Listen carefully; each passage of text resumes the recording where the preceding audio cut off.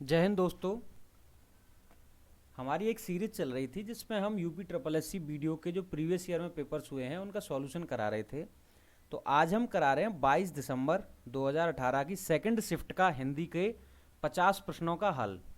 और इस तरीके से मैं करा रहा हूँ कि अगर इस एग्ज़ाम में जब आप री एग्ज़ाम देने जाओ और जो टॉपिक प्रीवियस ईयर में आ गए हैं अगर वो टॉपिक रिपीट करता है तो आप उतना उसके बारे में अच्छी तरीके से पढ़ चुके हों कि आप उसका आंसर बहुत सही तरीके से दे पाएँ। तो यहाँ पर मैंने एक डिस्क्रिप्टिव आंसर भी लेकर के चले हैं साथ के साथ। तो चलिए शुरू करते हैं। यहाँ पर हमारा पहला प्रश्न है कि मच्छरों के प्रकोप से यानी मच्छरों के प्रकोप के संबंध में शिकायत पत्र अगर लिखना हो तो हम किसे लिखेंगे। तो देखिए, जब अगर मच्छरों का प्रकोप किसी क्षेत्र में हो जाता है तो वहाँ पर नई नई बीमारियाँ पैदा होती हैं, जैसे डेंगू मलेरिया जैसी बीमारियाँ। तो जब बीमारियाँ होती हैं तो बीमारियों को देखेगा स्वास्थ्य अधिकारी, तो उसकी हम शिकायत देंगे माननीय स्वास्थ्य अधिकारी को। प्रधानमंत्री जी का कोई यहाँ महत्व तो है नहीं, प्रधानाध्यापक को देंगे नहीं, शिक्षा अधिकारी का कोई मतलब है नहीं यहाँ पर। तो यहाँ हमारा होगा उत्तर माननीय स्वास्थ्य अधिकारी को। दूसरा हमारा प्रश्न है जिनका उच्चारण स्वतंत्रता से होता है और जो व्यंजन के उच्चारण में सहायक होते हैं उसको क्या कहते हैं। देखिए, सबसे पहले तो मैं आपको बताऊं कि स्वतंत्रता से जिनका होता है उच्चारण वो होते हैं स्वर, और जो व्यंजन के उच्चारण में सहायक होते हैं वो होते हैं स्वर। कोई भी व्यंजन जो बोला जाता है तो वो स्वर की सहायता से बोला जाता है, अकेला व्यंजन नहीं बोला जाता है। तो यहां हमारा आंसर होगा स्वर। और ये इसके बारे में अधिक जानकारी है। स्वर उन वर्णों को कहते हैं जिनका उच्चारण बिना अवरोध या विघ्न बाधा के होता है। इनके उच्चारण में किसी दूसरे वर्ण की सहायता नहीं ली जाती है। ये सभी स्वतंत्र हैं। इनके उच्चारण में भीतर से आती हुई वायु मुख से निर्बाध रूप से निकलती है। और हिंदी भाषा में 11 स्वर होते हैं। अ आ इ उ ऊ री ए ओ, ये 11 स्वर हैं हिंदी भाषा में। तो इसको आप याद कर लीजिए फर्दर एग्जाम्स के लिए। ये यहाँ पर कुछ शब्द दिए हुए हैं, ई च छ ज झ ण अंग। इनका उच्चारण किससे होता है? तो इनका उच्चारण होता है तालु से। तो जब तालु से होता है तो वो कहलाते हैं तालव्य वर्ण। तो ई च छ ज झ य ये आपके तालव्य वर्ण हैं। ये यहाँ पर मैंने बताया गया तालु के स्पर्श से ये बोले जाते हैं तो तालव्य वर्ण कहलाते हैं। और इसके बारे में अधिक जानकारी दी हुई है कि जो कंठ से बोले जाते हैं, जैसे आ क ख ग घ ण ह, ये कंठ से बोले जा रहे हैं तो ये कंठ वर्ण कहलाएंगे। तालु से बोले जा रहे हैं ई च छ झ य स, ये तालव्य वर्ण कहलाएंगे। मूर्धा से बोले जा रहे हैं री ट ठ ड़ ण र स, मूर्धन्य शब्द कहलाएंगे। दंत से बोले जा रहे हैं त थ द ध न ल र, वो दंत्य वर्ण कहलाएंगे। ओष्ठ, जो होठों से बोले जा रहे हैं उ प फ ब भ, वो ओष्ठ वर्ण कहलाएंगे। जो नाक के प्रयोग से बोले जा रहे हैं अंग णंग ण न म, वो नासिक के कहलाएंगे। कंठ तालु से बोले जा रहे हैं वो ए होते हैं, वो कंठ तालव्य वर्ण कहलाते हैं। कंठोस्थ से बोले जाते हैं वो ओ होते हैं, वो कंठोस्थ कहलाते हैं। और दंतोष्ठ यानी कि दांत, और ओष्ठ यानी कि दांत और होठ की सहायता से जो बोले जा रहे हैं वो दंतोष्ठ कहलाते हैं। तो वो हमारा अकेला है वो। इनको आप याद कर लीजिएगा। जो कोई भी आप हिंदी का एग्जाम देते हैं तो अक्सर करके इससे प्रश्न बन जाता है कि कौन सा तालव्य है, कौन सा मूर्धन्य है, कौन सा दंत है, या ओष्ठ की सहायता से कौन से शब्द बोले जाते हैं। तो ये महत्वपूर्ण है। इसके बाद है एक से अधिक वर्णों के मेल को क्या कहते हैं। तो एक से अधिक वर्णों के मेल को कहते हैं व्यंजन। जैसा कि मैंने अभी बताया था, व्यंजन अकेला नहीं बोला जाता है, एक से अधिक वर्णों के मेल को व्यंजन कहते हैं। व्यंजन वर्णों का उच्चारण स्वरों की सहायता से होता है और प्रत्येक व्यंजन में स्वर दिया रहता है। जैसे क अकेला है, लेकिन जब इसके साथ अ आएगा तो जब क बनेगा। यहाँ ख है आपका, ख के साथ अ लगा है तो ये ख बना है। इसके बाद है निम्नलिखित शब्दों में स्वर संधि को पहचानी। तो यहाँ देखिए स्वर संधि तो है पुस्तकालय, पुस्तक धन आलय, अ धन आ हो गया बड़ा आ। अब लेकिन स्वर संधि से आगे कोई भी एग्जाम फंसता है तो उसके लिए मैंने आपको स्वर संधि के बारे में पूरा बताया हुआ है, उसको समझिए। पहले तो देखिए, स्वर के साथ स्वर का जब मेल होता है और जो एक नया शब्द बनता है उसे स्वर संधि कहते हैं। स्वर संधि के 5 भेद हैं। इसमें पहला है आपका दीर्घ संधि, जब दो शब्दों की संधि करते समय अ और आ मिलकर के आ बनाते हैं। और ई मिलकर के बड़ी ई बनाते हैं, और ऊ के साथ मिलकर के बड़ा ऊ बनता है, तो उसे संधि कहते हैं, और इस संधि को हम हर्ष संधि भी कहते हैं। तो देखिए अ आ बड़ा आ हुआ, यहाँ पे इसमें प में आ है, और यहाँ पे छोटा आ और छोटा मिलकर बड़ा हुआ, यानी पुष्पावली। ये हिम धन आलय हिमालय, ये यहाँ पर मैंने पूरा कैटेगराइज किया हुआ है कि ये इसमें कौन कौन से शब्दों के मिलने से बन रहा है। तो ये पुस्तकालय यहाँ अ है और यहाँ आ है, पुस्तकालय। माया प्लस अधीन मायाधीन, विद्या आलय विद्यालय, विद्या कवि धन इच्छा कविक्षा, ई धन ई, यहाँ पर ई धन बड़ी ई, तो यहाँ हरी धन ईश हरीश, मही धन इंद्र महेंद्र, नदी धन ईश नदी, सुधन उक्ति सुक्ति, सिंधु धन उर्मी सिंधुर्मी, बधु धन उत्सव बधुत्सव, भूधन उर्ध्व भूर्ध्व, और मात धन ऋण मातृण। तो ये आपका हो गया संधि के इसके बारे में। अब इसके बाद है गुण संधि। तो गुण संधि में बताया दो असमान स्वरों के मिलने पर दोनों नए तीसरे स्वर में बदल जाते हैं, वो गुण संधि कहलाते हैं। अ और आ ई के साथ मिलकर ए बनाते हैं, अ आ उ के साथ मिलकर ओ बनाते हैं, और अ आ री के साथ मिलकर अर बनाते हैं। ये इनके उदाहरण हैं। अ और ई यानी कि उपधन इंद्र, यहाँ अ है और यहाँ ई है, उपधन इंद्र उपेंद्र हो गया। आ धन ई ए, गण धन ईस गणेश हो गया। आ महाधन इंद्र यानी कि आ और ई ए महेंद्र हो गया। यहाँ पर चंदन धन उदय चंद्रोदय हो गया। देवधन ऋषि देवर्षि हो गया। तो ये एक महत्वपूर्ण उदाहरण दिए हैं, अपने समझ लीजिए। ये वृद्धि संधि है, जिसमें अ और आ के साथ मिलकर जब ए और ए मिलते हैं तो बड़ी ए बनता है, और जब अ आ के साथ ओ बनता है तो ओ बनता है। तो अ आ ए के साथ मिलकर ए हो गए, अ आ ओ के साथ मिलकर ओ हो गए। एक धन एक हो गया। मत धन एक के मत एक, यानी कि आ और ए बड़ी ए बना रहे हैं। सदा धन एव सदैव, महाधन ऐश्वर महेश्वर, वन धन औषधि वनौषधि। यण संधि है, ई ऊ री के आगे कोई भिन्न स्वर जब आता है तो ये क्रमशः यरलव में परिवर्तित हो जाते हैं, और इसी परिवर्तन को यण संधि कहते हैं। अतिधन अल्प अत्यल्प हैं, देवी धन अर्पण देव्यर्पण, सुधन आगत स्वागत, और वधु धन आगमन वधुआगमन। यानी कि इसमें एक नया शब्द बन रहा है। ई और अ मिल रहा है तो य बन रहा है, और ई अ य बन रहा है, ऊ व बन रहा है, और री और अ र बन रहा है। अयादि संधि है, जब ए ओ के बाद कोई भिन्न स्वर आता है, यानी कि इसमें तो पहले आ रहा था और इसके बाद में कोई भिन्न स्वर आता है तो अय बन जाता है, और ए का आय बन जाता है, और ओ का अव, देखिए यहाँ ए का अय बन जाता है और बड़ी ए का आय बन जाता है, और ओ का अव और बड़े ओ का आप बन जाता है। जैसे न धन अयन नयन, ए धन अ बराबर अय, नौ धन अक नायक, ए धन अ बराबर आय नायक, पौ प्लस अन पवन, पौ धन अक पावक। ठीक है। अब इसके बाद है मुंबई में गगनचुम्बी इमारतें हैं। तो जो हमारा रेखांकित शब्द गगनचुम्बी है वो उसमें कौन सा समास है? तो यहाँ पर है आपका उपसर्ग, ये सॉरी उपसर्ग तो है ही नहीं यहाँ पर, यहाँ है आपका तत्पुरुष समास। इसकी तत्पुरुष के बारे में पूरी परिभाषा दी हुई है। जिस समास का उत्तर पद अर्थात अंतिम पद प्रधान हो उसे तत्पुरुष समास कहते हैं। कर्ता कारक और संबोधन को छोड़कर शेष सभी कारकों में विभक्तियां लगाकर इसका समास विग्रह होता है। गगनचुम्बी यानी कि गगन को चूमने वाला अर्थात गगनचुम्बी, इसमें कर्म तत्पुरुष समास है, तो यहां पर हुआ आपका तत्पुरुष समास। इसके बाद है आपका हमें अपशब्द नहीं बोलना चाहिए। तो ये अपशब्द आपका अंडरलाइंड है, तो इसमें पूछा है कि अपसर्ग क्या है अपशब्द। तो यहां पर अप धन शब्द ये है आपका उपसर्ग, व्याकरण की दृष्टि से उपसर्ग है। और उपसर्ग उस शब्दांश को कहते हैं जो किसी शब्द के पहले आकर उसका विशेष अर्थ प्रकट करते हैं। जैसे उपसर्ग में अप आ गया, इसमें अप शब्द में अप आ गया। देखिए शब्द बेसिकली एक शब्द है, उसके सामने अप लगा दिया तो शब्द की पूरी परिभाषा बदल गई। अप यानी कि अपशब्द यानी कि ऐसे शब्द जिनको हम नहीं बोल सकते, जो खराब हैं, तो अपशब्द हैं। तो यहाँ पर है हमारा उपसर्ग। अफसोस में नहीं जा सका, रेखांकित शब्द अफसोस के बारे में पूछा है।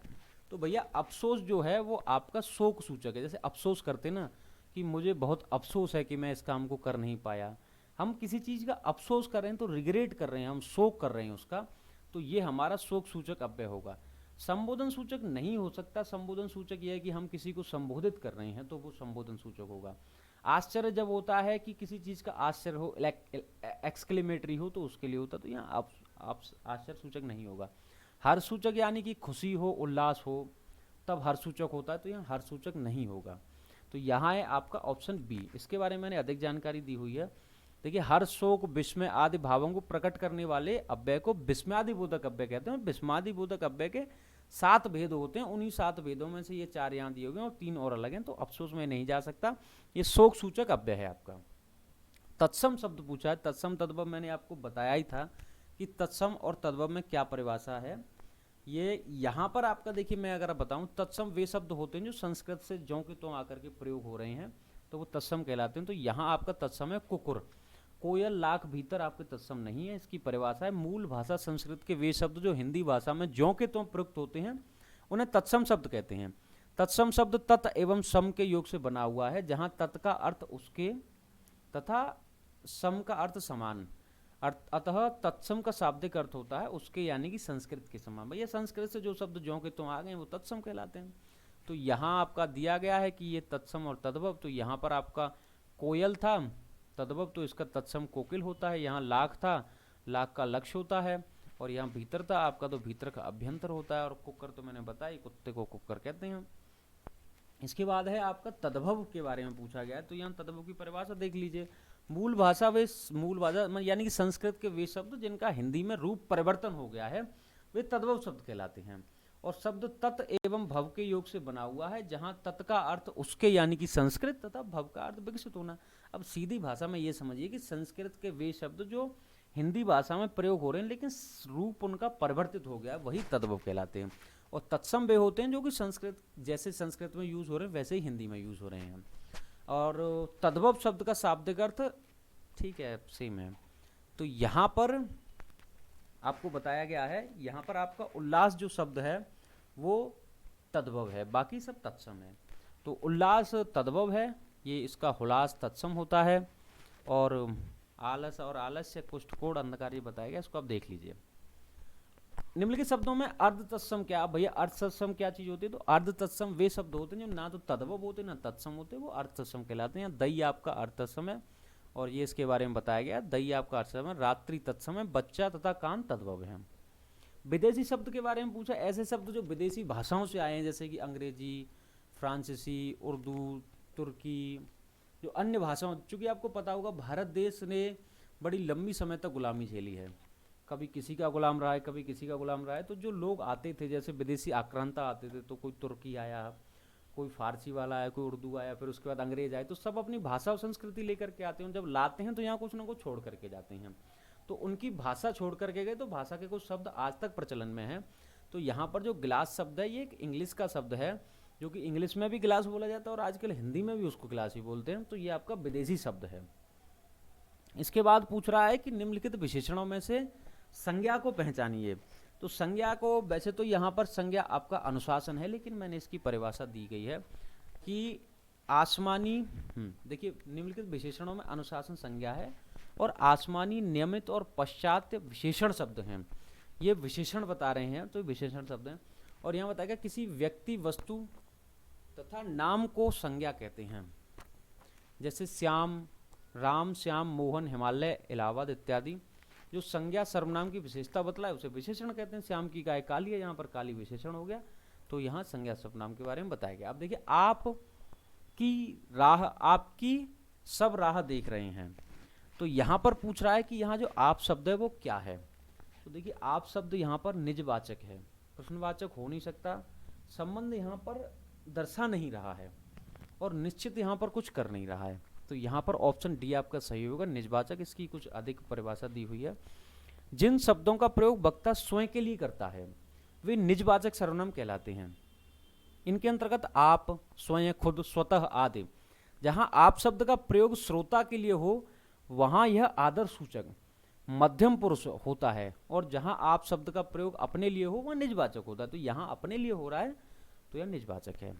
इसके बाद पूछ रहा निम्नलिखित शब्दों में से विशेषण को पहचानिए। तो यहाँ आपको बताना है कि इसमें विशेषण क्या है। तो देखिए, अगर हम किसी व्यक्ति की विशेषता बताएं या कुछ बताते हैं तो हम वहाँ पे कहते हैं कि बड़ा नैतिक व्यक्ति है, तो यहाँ नैतिक आपका विशेषण होगा। इसके बारे में अधिक जानकारी यह है कि जिस शब्द से संज्ञा या सर्वनाम की विशेषता का बोध होता है उसे विशेषण कहते हैं, और यहाँ नैतिक शब्द विशेषण है। उसने पूछा धीरे धीरे लिखने की आदत है, तो ये रेखांकित शब्द धीरे धीरे है, वह क्या है?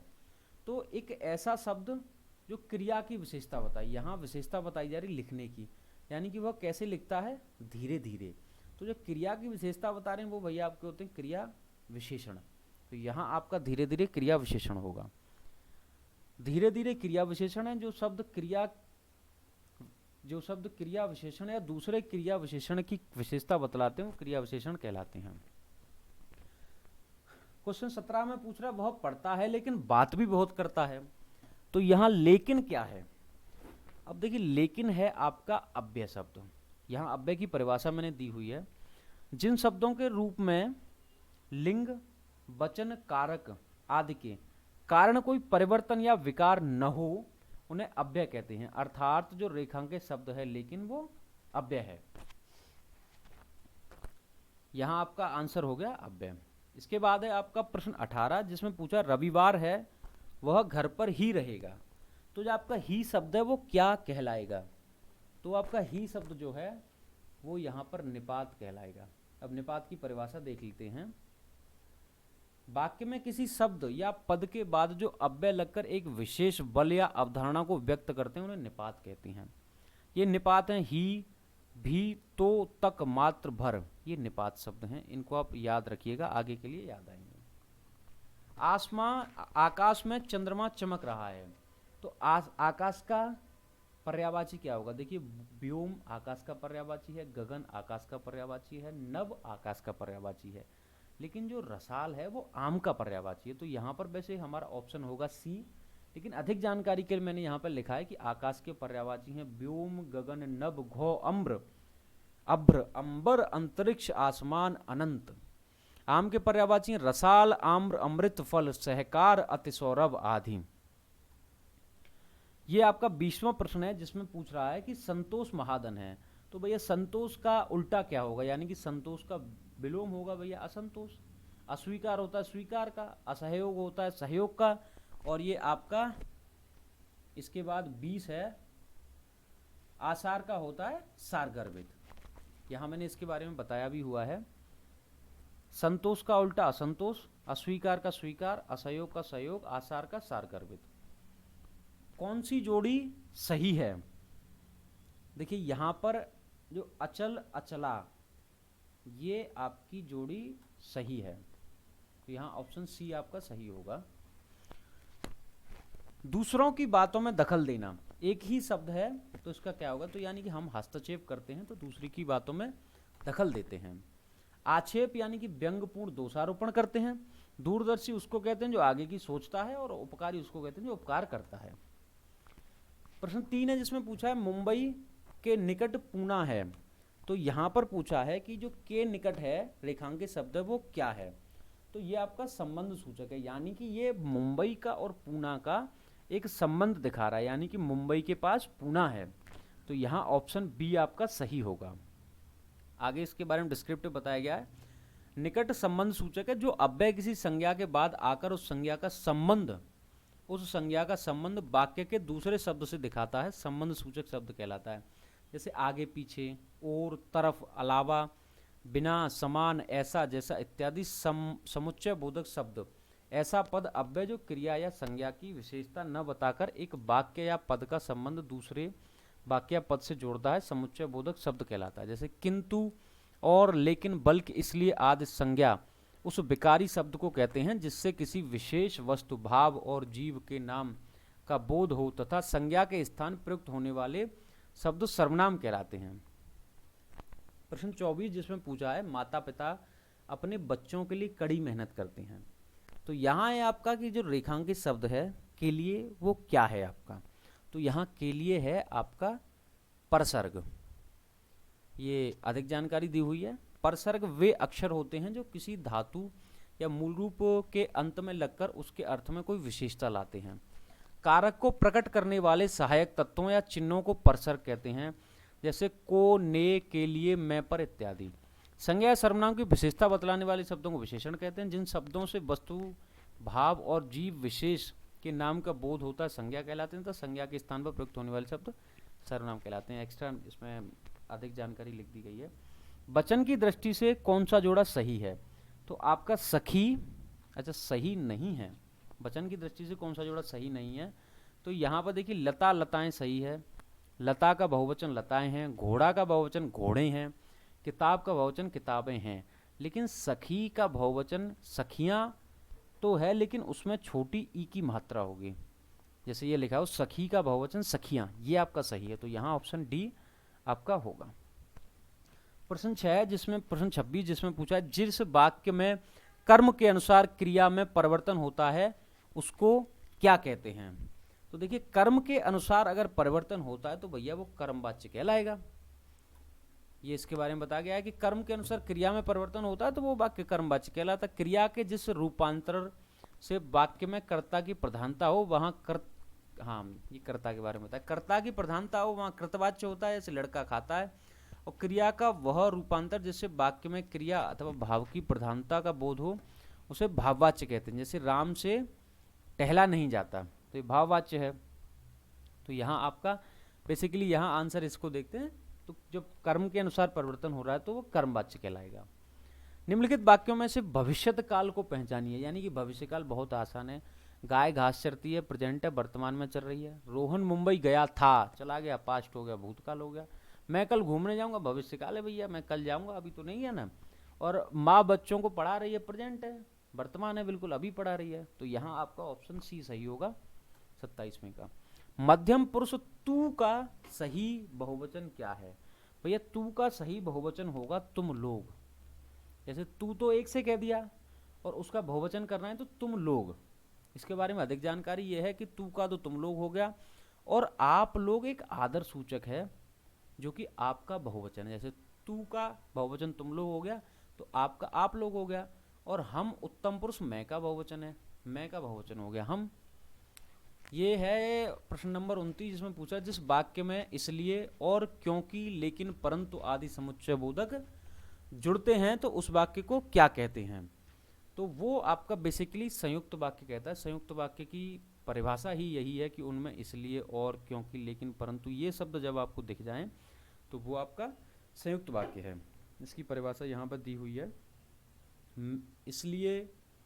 इसलिए और क्योंकि लेकिन ये जो शब्द जुड़ जाते हैं वो समुच्चय बोधक कहलाता है। हाँ ठीक है, उस वाक्य को संयुक्त वाक्य कहते हैं। जैसे सूर्योदय हुआ और कुहासा जाता रहा, तो ये आपका संयुक्त वाक्य है। ये मिश्र वाक्य की परिभाषा दी गई जिस वाक्य में एक साधारण वाक्य अतिरिक्त उसके अधीन कोई दूसरा अंग वाक्य हो मिश्र वाक्य कहलाता है। सरल वाक्य जिस वाक्य में एक क्रिया होती है और एक कर्ता होता है वो साधारण वाक्य सरल वाक्य कहलाता है। विधान वाक्य ऐसा वाक्य जिससे किसी बात के होने का बोध हो विधान या विधिवाचक वाक्य कहलाता है। जैसे हम खा चुके हैं तो ये आपका विधान वाक्य कहलाता है। बच्चे खेल रहे हैं तो इसमें क्या है भैया, ये आपका विधान वाक्य अभी यहाँ पे बताया गया है। देखिए ऐसा वाक्य जिससे किसी बात के होने का बोध हो विधान वाक्य कहलाता है। जैसे हम खा चुके हैं और यहाँ बच्चे खेल रहे हैं, तो यहाँ पर आपका विधान वाक्य होगा।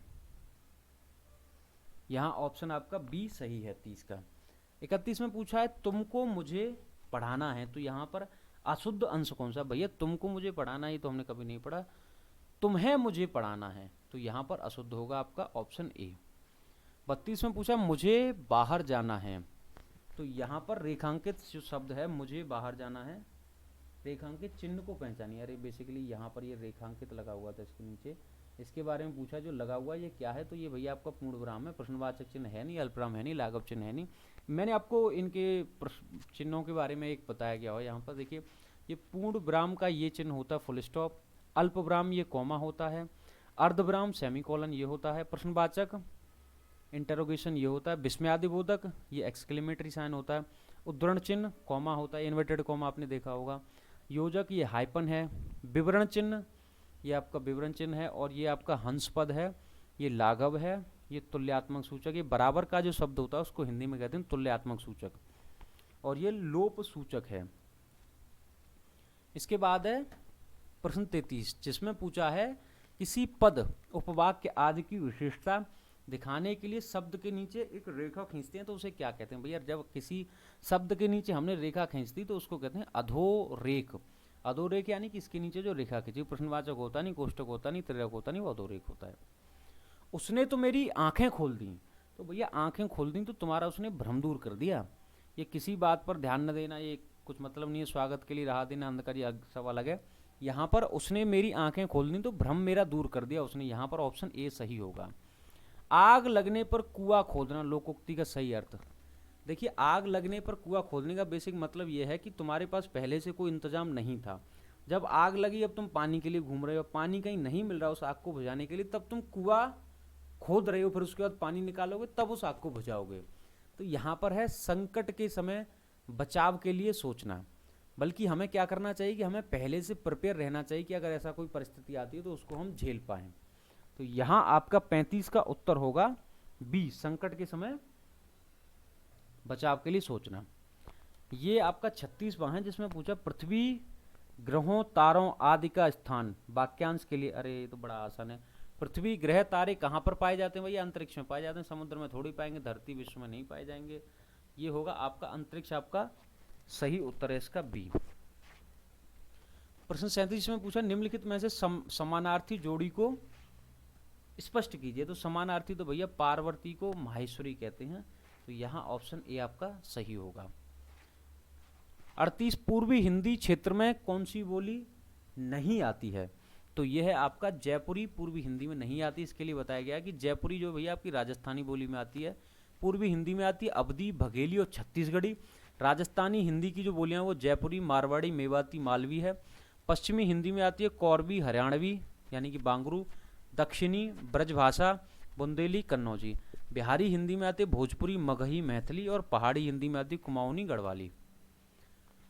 ये आपका प्रश्न 39 है जिसमें पूछा है कि हिंदी भाषी राज्य के अंतर्गत कौन सा राज्य नहीं? भैया उत्तर प्रदेश में पूरी हिंदी बोली जाती है, बिहार में भर्राटे से हिंदी बोली जाती है और झारखंड में भी बोली जाती है, लेकिन महाराष्ट्र में मराठी भाषा बोली जाती है।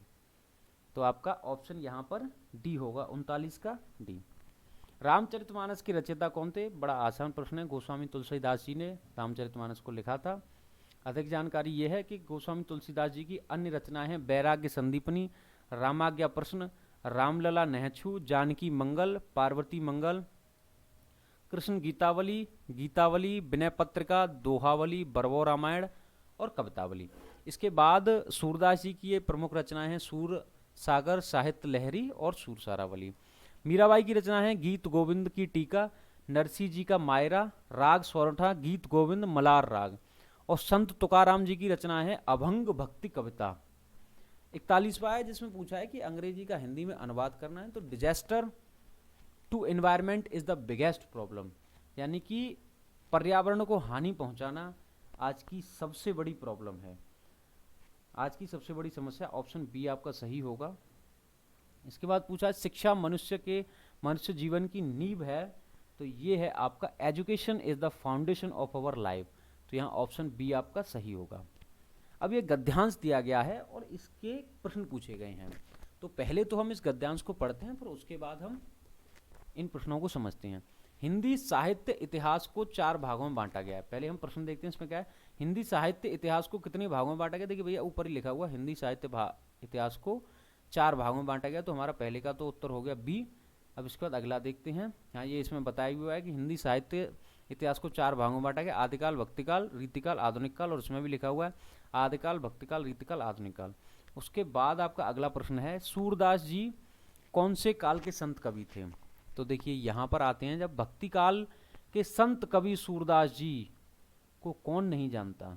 तो यहाँ पर लिखा हो भक्ति काल, तो भैया ऑप्शन ए आपका सही हो गया। जो सूरदास जी थे वो भक्ति काल के कवि थे।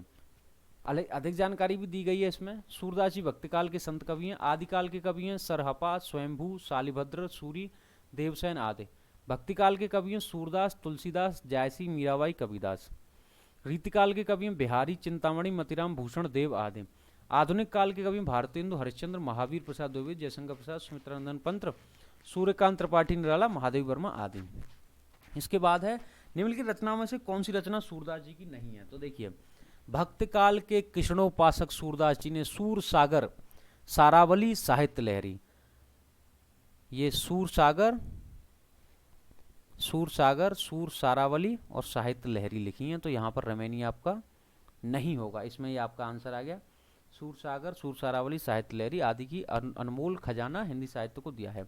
इसके बाद अगला प्रश्न है सूरदास के पदों में कौन सा रस नहीं पाया जाता है? तो देखिए उनके पदों में वात्सल्य, श्रृंगार एवं शांत रस के भाव प्राप्त होते हैं। तो वात्सल्य, श्रृंगार एवं शांत रस तो भयानक नहीं पाया जाता, तो यहाँ पर ऑप्शन हमारा डी होगा।